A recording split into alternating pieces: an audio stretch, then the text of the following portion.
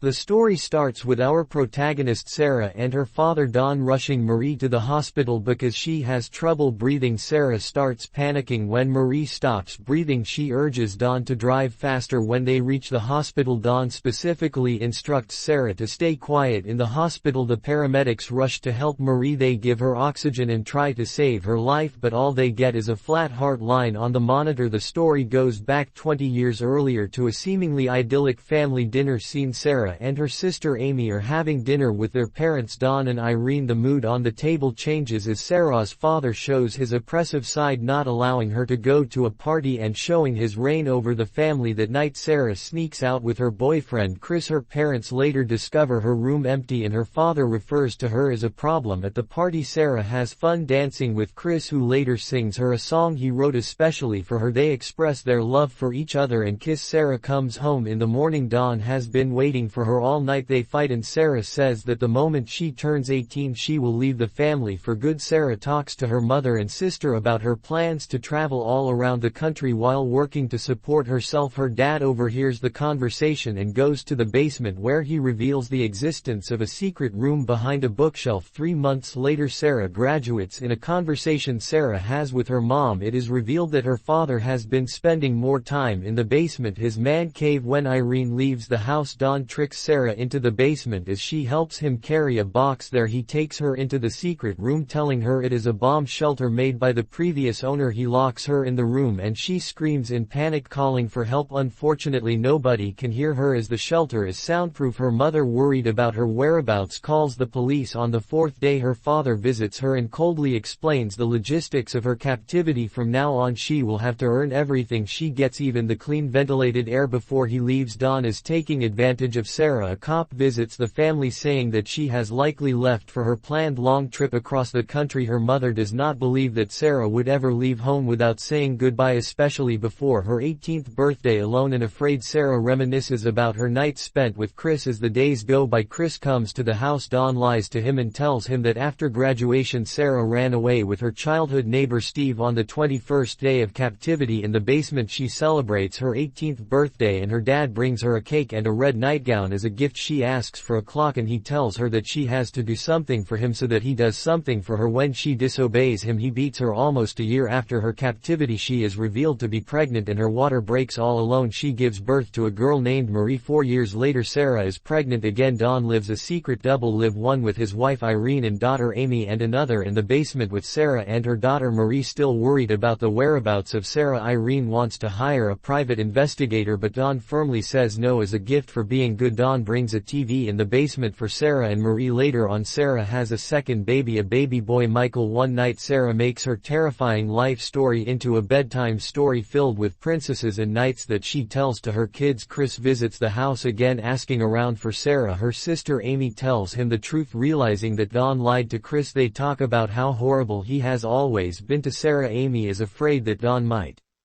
have killed her, citing his personality and bad temper in the past. To make the time go by, Sarah creates imaginary adventures for her children to help them forget the outside world. In the meantime, Don is confronted with his lies by Amy and Irene. A horrible fight ensues. Furious, Irene yells that she'll do everything in her power to find her daughter. During their fight, Don drops his keys on the armchair. Amy takes the keys and goes around to the basement to look for clues. Don finds her, gets his keys back and fights with Amy. She is mad, afraid and blames him for causing Sarah's disappearance. As time passes by, Sarah has another baby boy who she names Thomas. Being nice and calm, Sarah convinces Don to take the third baby upstairs. She persuades him by explaining that there is no room for another baby in the basement and that she doesn't have the time to take care of it. The baby is left on the house's porch to be found by Irene in a heartfelt note in the baby basket, seemingly written by Sarah. She writes that this is her baby and that she wants it to be raised by Irene. In the letter she explains that she and her boyfriend don't have the means to take care of the baby in the basket. There is also another note from Sarah pleading for help. Unfortunately, Don is the one who discovers it and assaults her again. The years go by. In captivity, the children develop an extraordinary imagination, expanding their mom's bedtime story. By now Sarah has been in the basement for 14 years. Marie has grown into a beautiful young girl that one night tries out makeup. When Don shows interest in her beauty, Sarah begs Don to leave her daughter alone. She does not want her to be assaulted. In return, Vaughn shuts down the power which controls the clean air while gasping for air. Marie expresses her concerns about never meeting anyone and having no friends. Throughout the conversation we realize that Marie has no idea that Don is both her grandfather and father. Now grown, Thomas finds his grandmother crying in his mother's bedroom. Irene misses her daughter and talks to Thomas about how magnificent Sarah is. At the same time, in the basement, raindrops start dropping from the ceiling. Sarah climbs up to discover a damp roof. Using a spoon she digs her way to the surface where she flashes a distressed signal. A neighbor notices it and tells Don about it. Rather than checking it out, Don beats Sarah, who is pregnant again. The beating causes her to lose her baby as she sobs from the pain. Sarah has a stillbirth and Don buries the baby in the yard. Don goes to the basement and complains. He also praises Thomas, who is now a strong athlete. When Marie and Michael ask when they are going to be let into the outside world, Don blames Sarah in her bad behavior. She is the reason they are down there trapped, pressured by her children's endless questions about their life. In a fit of rage, Sarah shouts and demolishes all their furniture. Exhausted, she falls to the ground, remembering her happiest moments with Chris. Her children put a blanket on her and clean up their home. They apologize to her. Emotional, Sarah tells them that they're old enough to hear the true story behind their life in captivity. So far they knew that Don lives upstairs with their Aunt Irene to help take care of Thomas. Sick of all the lies, she tells them everything, starting from the fact that her life is the inspiration of their favorite bedtime story. Gently she explains that Don is her dad as well as their dad. The moment Murray finds out the painful truth, she has a severe asthma attack. The children now feel that there is something wrong with them. Sarah reassures them, telling them that she loves them and that Don is the only one to be blamed. A year later, another incident occurs between Don and Michael after Don insults Sarah and her